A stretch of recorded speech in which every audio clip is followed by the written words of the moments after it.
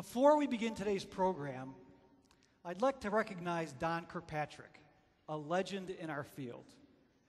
With 2011 marking the final year of regular speaking engagements, this ASD International Conference and Exposition is the last opportunity for all of us to hear from Don. We interviewed Don about the origin of the 4 levels of evaluation and what he thinks is critical for the future of the field. Here's Don.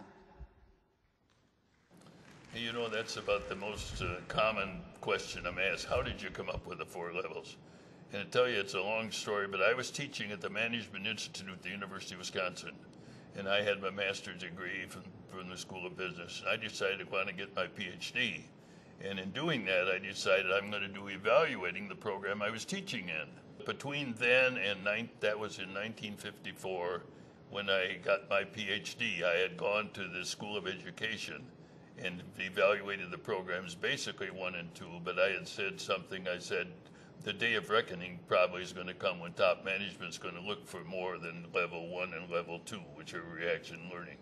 So then between 54 and 59, I did some research on behavior and results. I went into companies. I found out, are you using what you learned?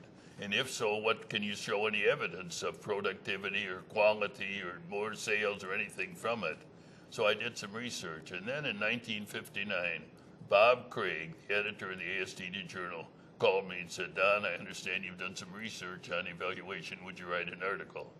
And I said, Bob, I'll tell you what I'll do. I'll write 4 articles. 1 on reaction, 1 on learning, 1 on behavior, and 1 on results. He said, we've never published this series before, and I said, it's a good time to start. So the value of that book is not just my 4 articles. The value of that book is the case studies we have from Toyota and from Caterpillar and from IBM and from a lot of other companies.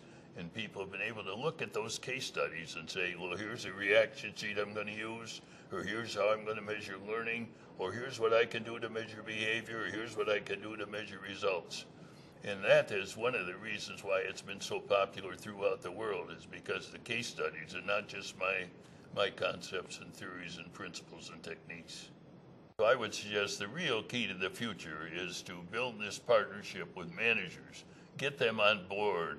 In one of our books, Implementing the 4 Levels, I've written a chapter on how to get managers on board. And that's what you need, and you need top management involved as a partnership in terms of it isn't just training that by itself, it's doing it. It's the things that they want you to accomplish, and then you know that ahead of time, and then you know what your objectives can be, and I think that's the trend in the future.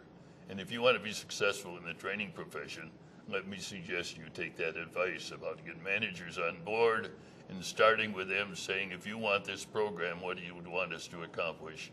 And what are your expectations? And what does success look like to you?